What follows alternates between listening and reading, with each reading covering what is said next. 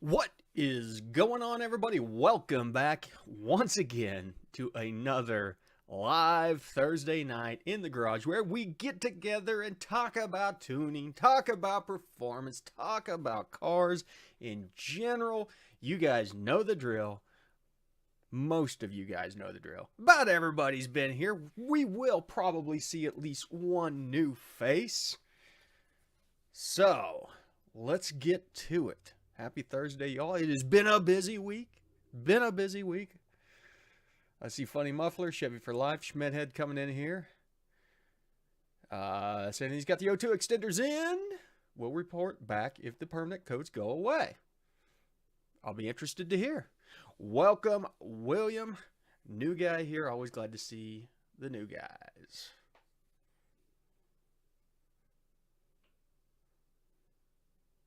You'll have to turn them back on in the tune for them to go away. If they're turned off in the tune, they'll stay permanent. Jonathan's back for his second round, our big hat winner from last weekend. We're not doing any drawings this week. Sorry, guys. Because, as usual, I'm lazy and I haven't gotten around to shipping anything yet. Same story, different day. What can I say? What up, Andrew George? What is going on down under? Yeah, I don't know why you'd be seeing them as current if they're disabled in the tune. Mike, that's what I'm talking about. Getting an AM wideband to start tuning Lambda, moving away from AFR. Welcome to the fold. So this giveaway can ship at the same time. ICT car guy throwing shade about giveaways.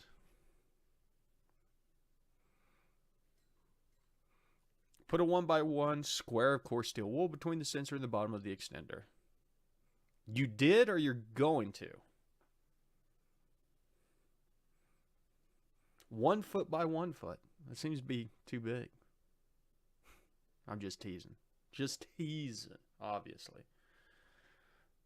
People are trickling in slow tonight. What's going on? Is everybody still recovering from daylight savings time like me? It knocked the wind out of me. I'm not gonna lie. So, Lambda is where it's at. Come on now. Lambda is where it's at. So, we're actually, what up, Chevy for Life? You already were in here. I gave Chevy for Life 2 shout outs. Remind me next week not to shout them out. 8 a.m. for me, 9 a.m. I guess you guys don't do the crazy time change stuff.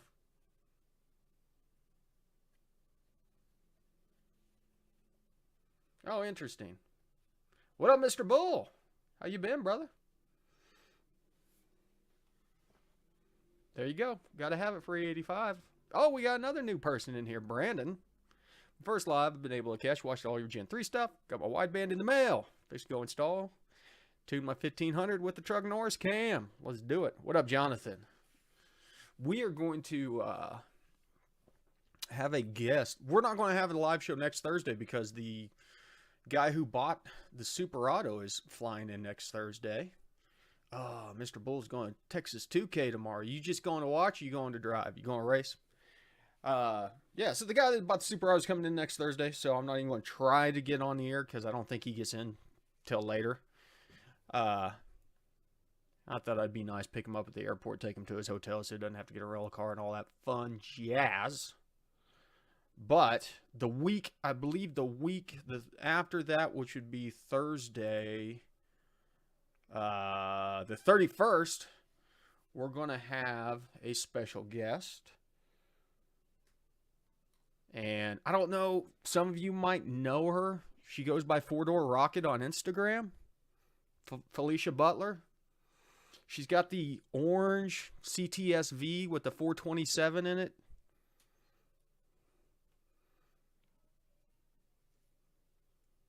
If you're not following her on Instagram already, you need to go follow her. She's got some cool stuff. She did Sick Week. I think she may be at Texas 2K this weekend. So, Mr. Bull, keep your eyes peeled for that bright orange CTSV.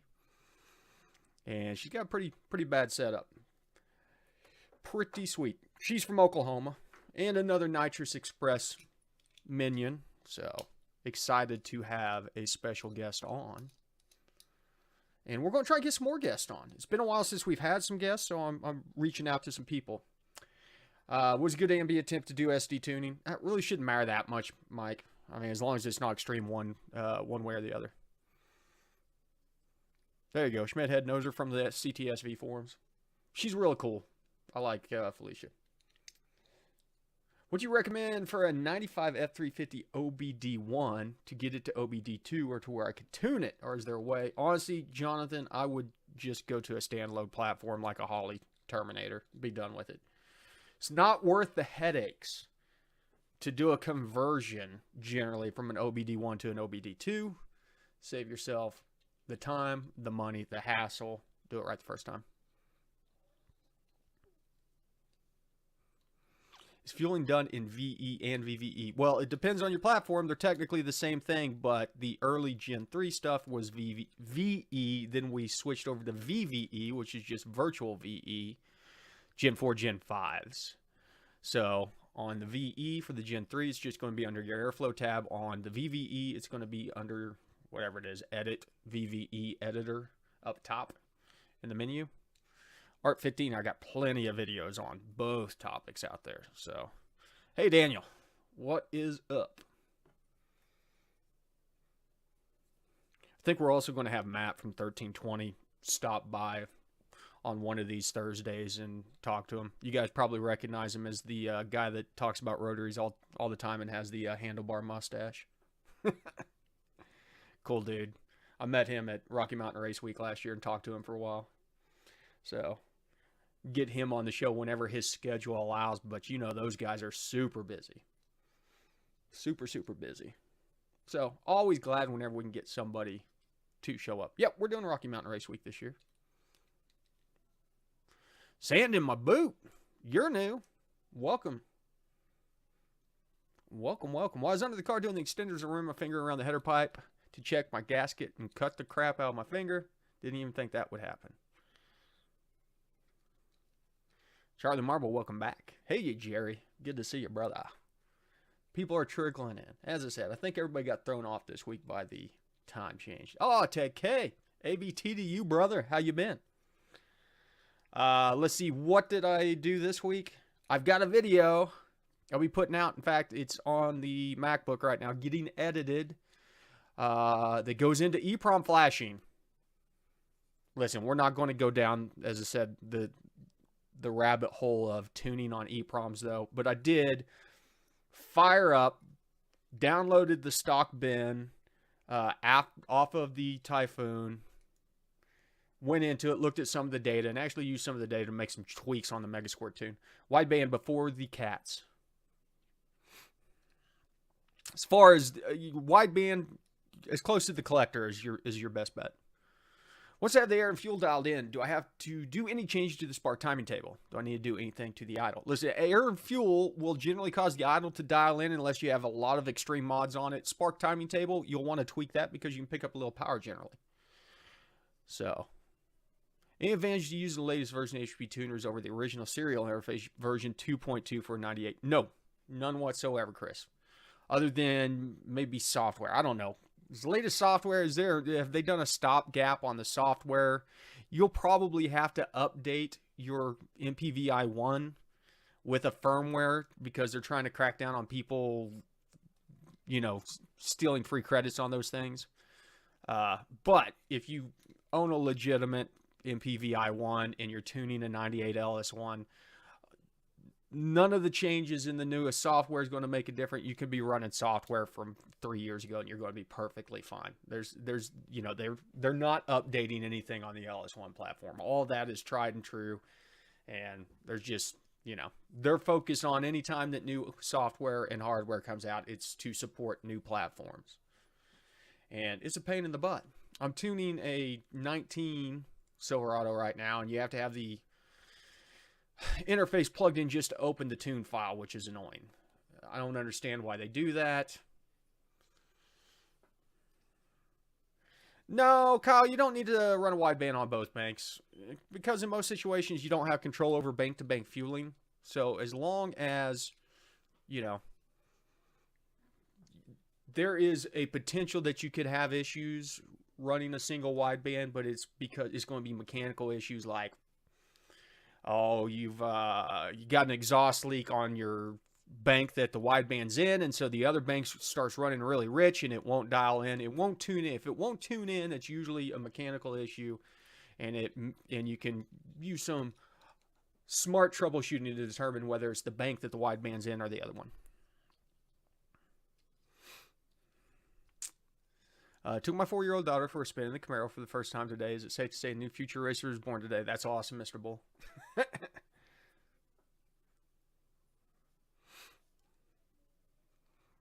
Yeah. Well, the 19 Silverados are still Global A. So they're not quite Global B yet. I think 20 may have done it, but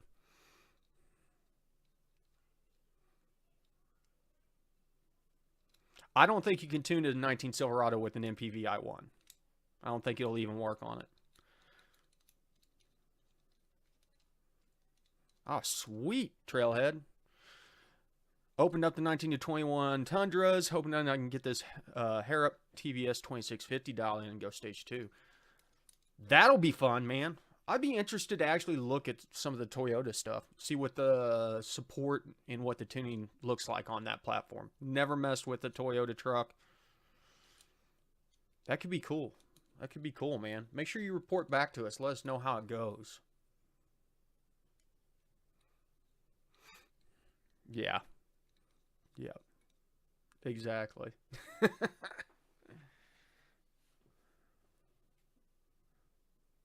Ah, there you go. Raising that grandson up right. Want to go for a ride. Appreciate it, man. Welcome to the channel.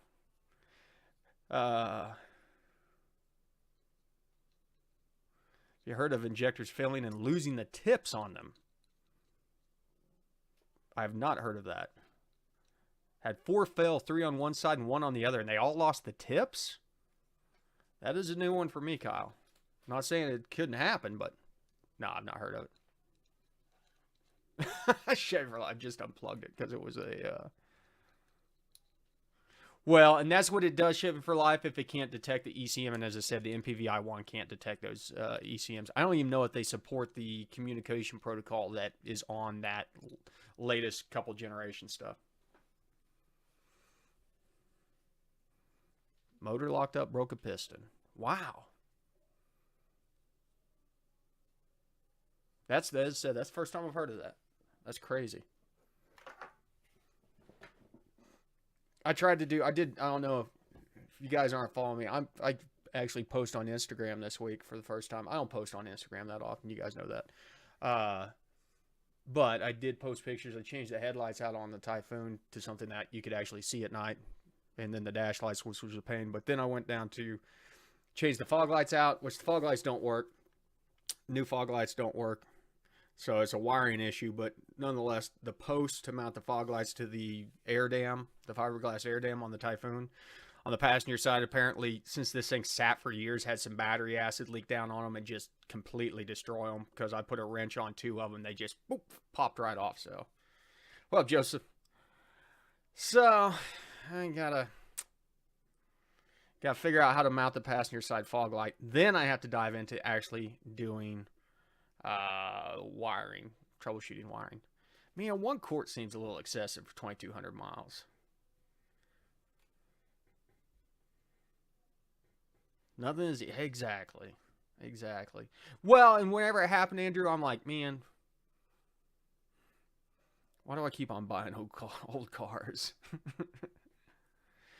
Schmidt had the original mounts were glassed in it. It's the flat style that has the post on it. And so I'm going to grind the post down where they snapped off, and there should be, a metal tab that's glassed in there. I'm probably just going to drill a hole in it and run, a pilot hole and run some self-tappers in there to hold the brackets on. Because I'm not about to pull the bumper off and freaking glass in new posts for fog lights. Don't care enough about fog lights in the first place. I mean, I got half of mine take the fog lights out and put some ducts in there and run them up to some crazy air intake or something. Not really. I'm not going to do that.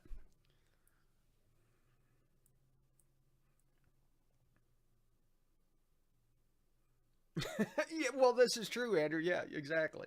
You stand back and look at it, you realize why. Because the thing is so unique and crazy and awesome looking.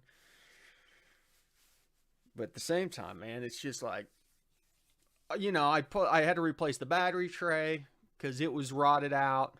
Then you get underneath the battery tray and part of the core support's rotted out. It said the thing sat for like a decade in a garage with a battery in it. That's the worst thing you can do is just let it sit with a battery in it. And wasn't a sealed battery, so it's just all kinds of crap poured out of the top of the battery and just destroyed stuff. There's probably some sheet metal that needs to be replaced in just behind the bumper headlight area there. Not enough that I'm just like really care. But it is still annoying. But I got the battery tray in there, and then of course I had to replace the expansion tank on it. The expansion tank showed up today. I haven't replaced it yet. And of course, they did what everybody else always does, is they took the expansion tank out for one reason or another and then put it back in and torqued the bolts down too much and just cracked it. And then it's just got crap all over it where they tried to seal it up, and it still just leaks everywhere. Yeah, I mean, yeah, it's an S15 Jimmy, so resto parts should not be bad. The expensive stuff on that thing is, the body cladding, the motor, crap like that.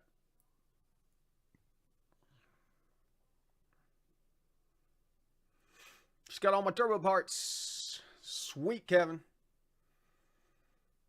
Turbo is good. I bought a, what did I get? Turbo Smart, maybe a Turbo Smart blow-off valve to finally put on the Typhoon so I can get turbo noises.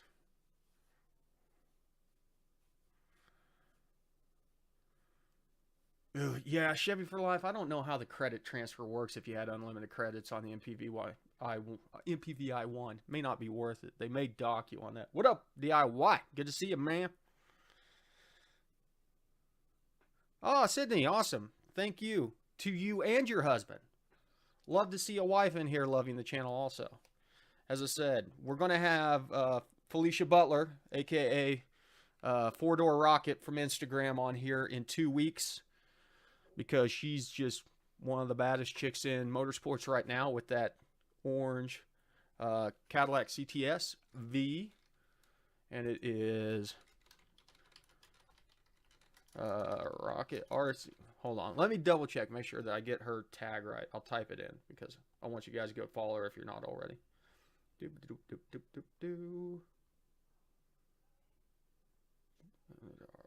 Okay. I was right the first time. There you go. Four-Door Rocket. Go search that on Instagram. Find her. Send her a follow. Hey, with map tuning, what determines the base targeted airflow in open loop before modifiers? Okay. Targeted airflow before modifiers is based off your stoich table.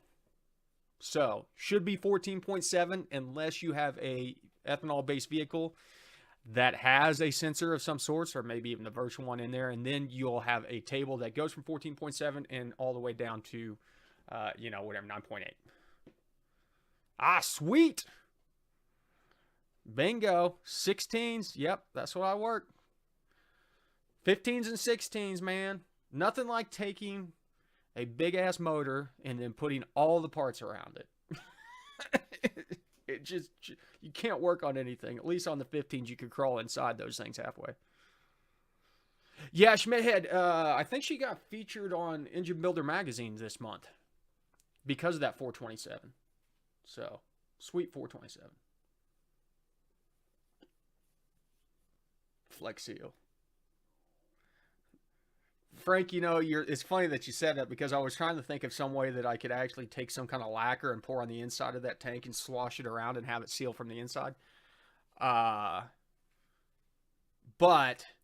I found out finally, I was like, I can't find an expansion tank for a Typhoon because it had an extra port on it. Well, I finally looked at it, and the port is just literally they went at PAS, PAS, whatever, that built these things, just drilled it and put a bulkhead mount in there. Is it okay to tune with 87 octane? I mean, it's okay to tune with any octane as long as you're, not tuning for performance. You're going to not be able to run as much timing, things like that. Your airflow ratios, though, should be about the same on 87 to 93. It's not going to be a big difference there. But the timing is where it's going to be, because you're just talking about you're not going to have as much knock resistance. Julio, just did my first DODVVT delete. Congratulations for doing the smart thing and deleting that crap. So far, so good. Awesome, man.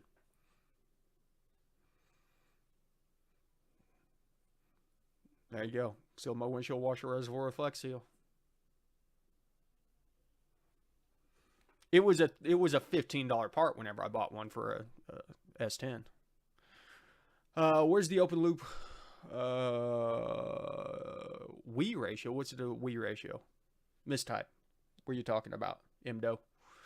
Open loop Wii ratio. EQ ratio. Open loop EQ ratio. Where are you seeing this at?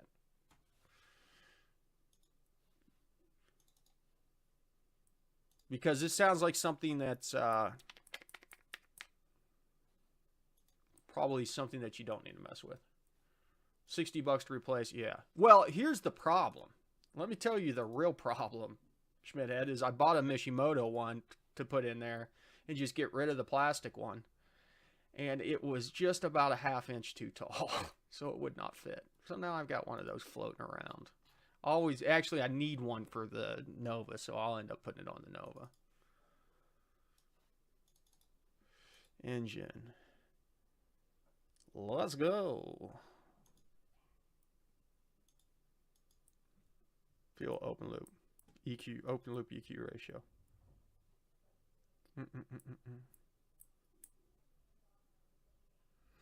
Yeah.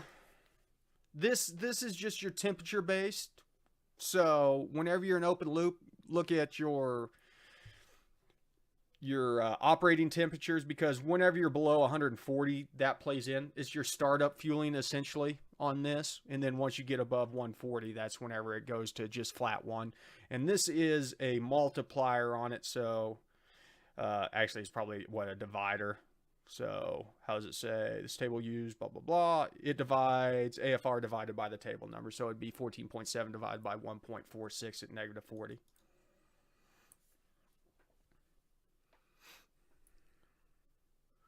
Finally got the half running, but won't start unless I hold the pedal 15% down. You're probably too rich, DIY. Pull some more fuel out. It's probably so rich that you're needing extra air to get it to light off. And so that's a good idea to pull another 10% out and try it. If it still have to hold the pedal, pull another 10%. Just got a L92 6.2. The crank was shot and one cylinder, so it's being bored 10 over. Looking at the rotating assemblies 4-inch. Do you have any suggestions? It will get boost. Honestly, Paul, man, I'm not the one to come to this kind of stuff. There's so many guys out there that know a lot more about engine building and things like that, that I could sit here and blow smoke, but I'm not going to reach out to somebody that knows rotating assemblies and stuff like that. Oh, yeah, as far as crank, I mean, if the crank's not dead, run the stock crank. Those stock cranks are good for like 1,000+ horsepower. Crank's never going to be your weak point. It's always going to be rods, things like that. So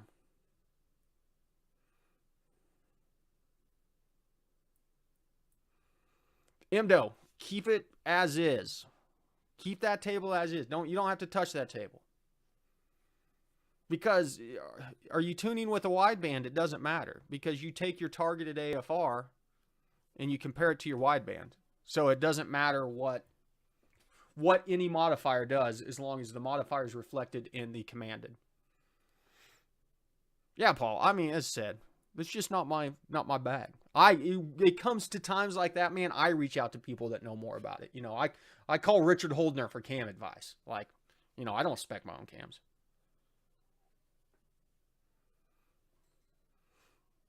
Went down to 40%. Well, at DIY, don't jack with the VE cranking table. That only does the initial fuel shot. Put the cranking table to like 80% and then lower your MAF and VE tables down, is what I'm saying. Like, take 10% out of your MAF. If you're in your MAF, and if you're MAF only, technically MAF and VE, take 10% out of both of those tables. Try it again, because after the first couple of seconds, you're off that cranking table and you're in the VE table. Yeah, that's the real important reason, Imdo, that we do wideband tuning, because all of those things, PE, the EQ ratio, uh, stoic table adjustments for ethanol, all that stuff is reflected in that commanded. That commanded number is the final AFR that it should be seen out the tailpipe, and then we compare that to our wideband to get our error readings. So, technically we really don't want to be tuning below 140 degrees. Part of that mentality is to get it out of that area where it's in the enrichment, startup enrichment and things like that. You can still do it. It's not the end of the world. It's just better to tune at constant temp. You get the thing up. If it runs at 190, get it up to 190, then do your data logging, things like that.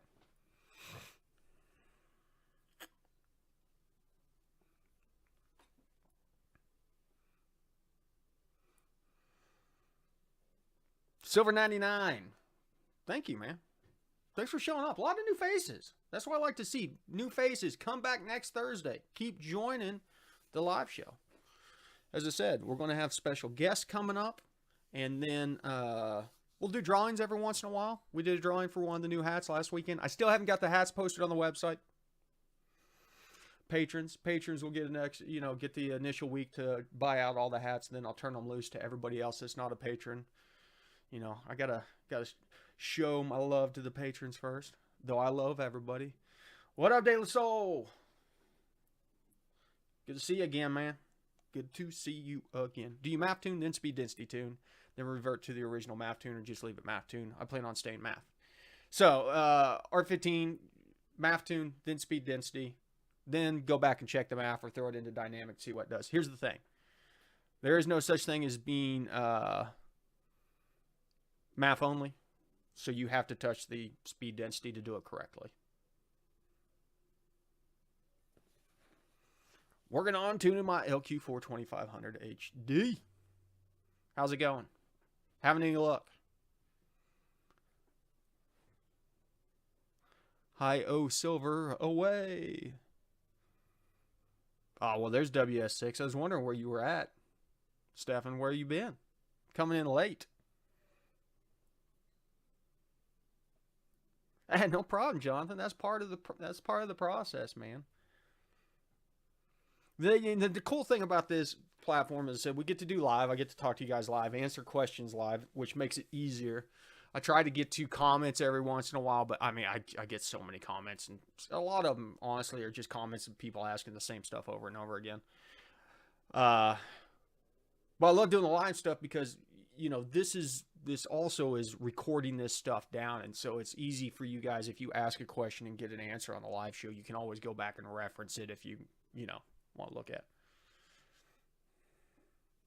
Baby steps, Imdo. Baby steps. That's why I tell everybody. What up, Ozman? Baby steps. Start off small. Start off making small corrections, and your big thing is make a small correction. Make sure it did what you tried to do. Like, if it didn't do what you tried to do, like, you need to take a step back and be like, okay, why did it not do that? Figure out why it's not doing what you expect. If you're 4% lean and you add 2% fuel to that area, you should be 2% lean next time. If you're 6% lean next time, something is wrong, and you need to go back. Copy and paste for repetitive question. Well, ICT cargo, I'd have to go back and look up the answer to copy it. Normally what I'll do is on Fridays, I'll sit down after I get about 6 beers in me, and then I'll just start going through comments, start answering comments. Picked up 0.3 on the draggy. Sweet. Well, that is quite the improvement. 3/10 on tune, man. Getting it. And yes, map only is a very common misconception. Map only just means halfway tuned. In fact, I should probably have the next shirt that comes out that says map only equals half tuned.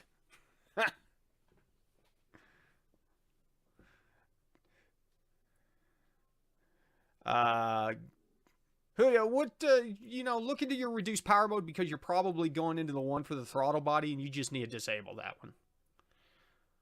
Like, check the code, and then go into your engine diagnostics and under airflow and see if there's a check for that code, because like generally that's like a P0068, and you can max that table out or something like that and keep it from going into that reduced airflow. It's because your air mass calculations are exceeding that table, and it kind of freaks out. I'll work on it. Actually, the next shirt will probably be the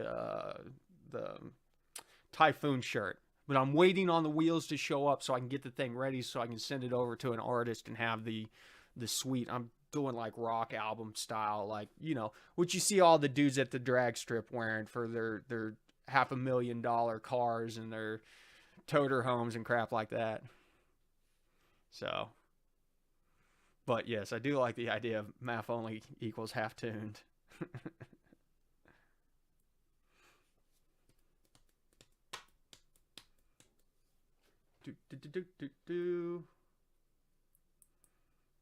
Keep your eyes peeled. It has to be going out soon enough. Yeah, the 4110 is perfectly fine. Art 15. 4110 is perfecly fine. It's the older one, but it still does everything that you want to do. What up, Cole? You just are sneaking in here at the buzzer. We're wrapping up the last 5 minutes, but I'm glad to see you, man. Glad to see you. And once again, I want to shout out all the new people that showed up. They had like 4 or 5 new faces in here, which is super sweet. Make sure you guys show up next Thursday. And as I said, won't be on next Thursday. Hold on. Let me re-say that. We won't be on next Thursday. The Thursday after that. Bingo, ICT car guy. Well, it has to be MAF only. It has to be MAF only.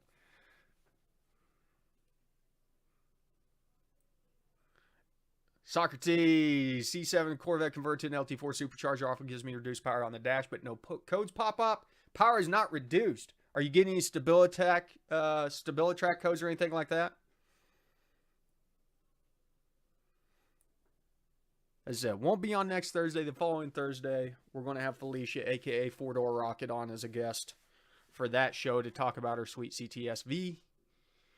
And sick week, since I didn't get to go to sick week. SD only if you're on a 3rd gen. MAF is really the way. I mean, MAF tunes are great as long as the SD has been tuned also. Another Air Force man. That's what I'm talking about. No problem, brother. No problem.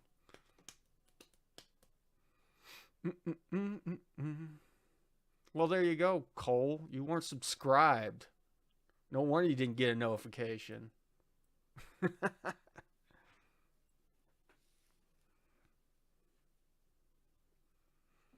Okay, Endo, so dynamic airflow is our final airflow calculation, which we determine fueling off of. And there's a blend between MAF and VE.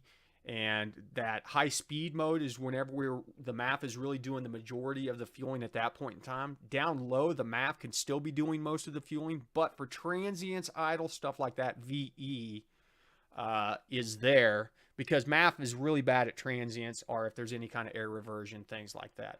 Now, if the MAF fails, then yes, it does fail over to VE. So if you go out and you have a 400 horsepower car, and you get a MAF only tune for 650 horsepower, and your MAF fails, the first time you hit the gas after that, you're going to blow your motor up.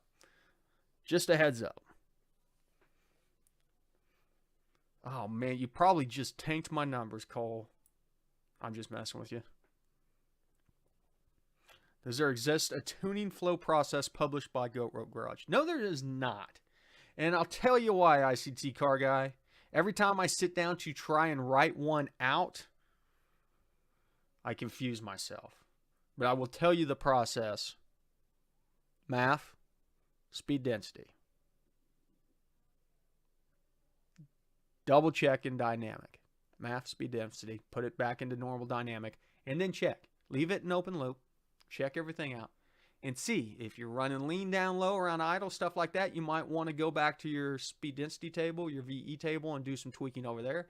If it's leaning out up top or something like that, you might want to focus more on your MAF. If everything's blending well together, hey, you're moving on to the next one.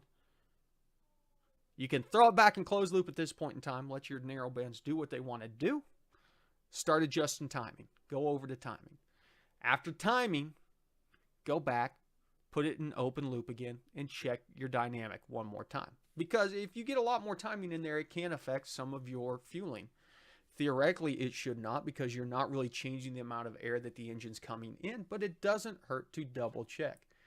I always like to go back and double check everything, kind of go through the process one at a time, and then whenever I think it's done, I like to go back and double check the steps one more time. And then, put the stamp on it. Boom. Then after all that, you can mess around with trans tuning. Just don't ask me about it.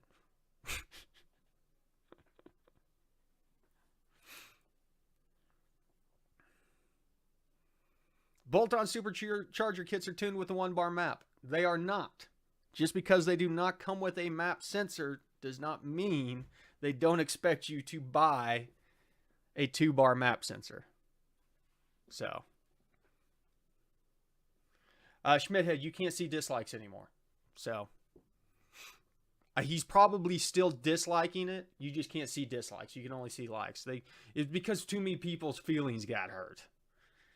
I'm a little bit sad that I don't know that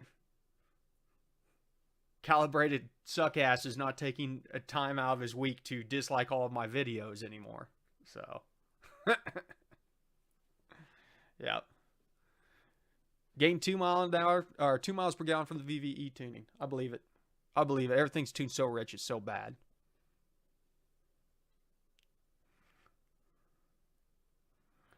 Is delivered engine torque PID worth anything for engine tuning? Not for tuning on Gen 3. Not for tuning on Gen 3. You can use it to see whether or not, you're making torque. Torque is just a calculation of airflow, though. Schmidhead, I plead the fifth.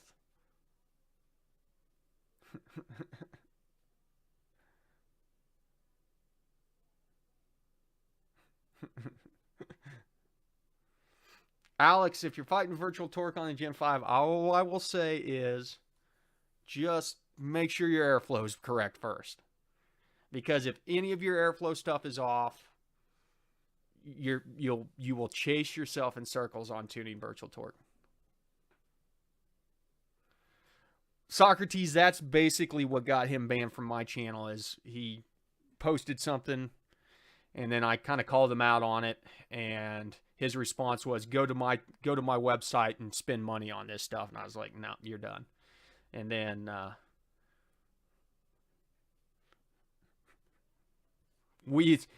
all of my live videos instantly got disliked before they even started for some reason after that.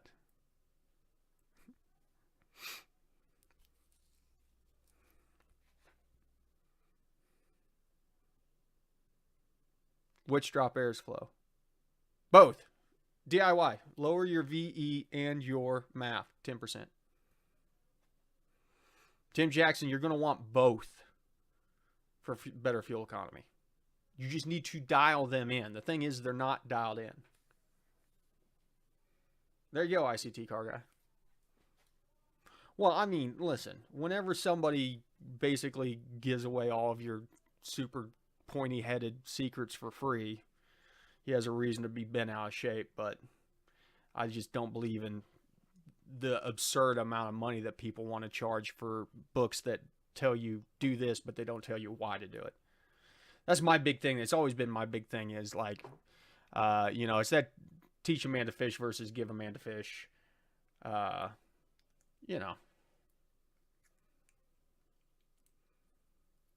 thanks, Darren. I appreciate it, man. And Darren, I will say your truck was one of the easier ones I've tuned lately. So that means that mechanically yours was flip and pinpoint, and I appreciate that as a tuner standpoint. Oh my goodness, is 32 degrees idle timing too much? Yes, it is. 15 to 20, Cole. 15 to 20 should be fine.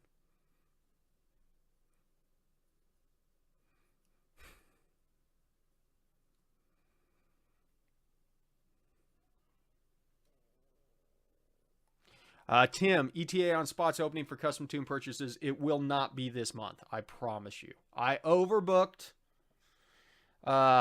this winter, and I am finishing up a few things, finishing up a few tunes, and until I get back to my comfort level of how many tunes I'm dealing with, I am going to just not take on anymore, because I only do so many at a time. You know, that's my thing. Is it's concierge tuning. Nobody does what I do at the level that I do it. My tunes take longer than everybody else's, but everybody else does like 2 or 3, you know, revisions and send you down the road. And I mean, I can do a quick tune might take 30, a long tune can take 100, but you're not going to walk away with a vehicle that has not been properly gone through and made sure that everything's working right. You know, I said, as Darren said, I literally treat it like it's my own vehicle. So, listen, everybody, it is 8:35. We're 5 minutes over. You know what that means. It is time to do the shout-outs. Hey, everybody, thanks again for showing up. We kind of spiked up here in the last 10 minutes. Not going to be live next Thursday. Remember that. We're going to be coming back the Thursday after that with 4-Door Rocket. Go over to Instagram. Find her sweet orange Cadillac CTSV. Send her a like, a follow, all that stuff. Tell her that you're excited to talk to her on the Goat Rope Garage. And, oh, Alex, you didn't have to do that, man. I appreciate it, though. Alex sneaking in a nitrous purge right here at the very end. We got to wait for this thing to pop off. Where's that nitrous purge at? And you guys know the drill. Stick around. Plenty of more stuff coming out. ABT. Always be tuning. Why is the nitrous purge not shut off yet? Nobody go anywhere till Alex gets his nitrous purge.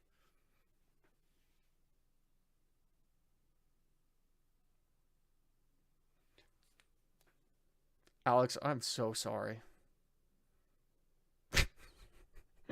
There it is. There it is. Finally.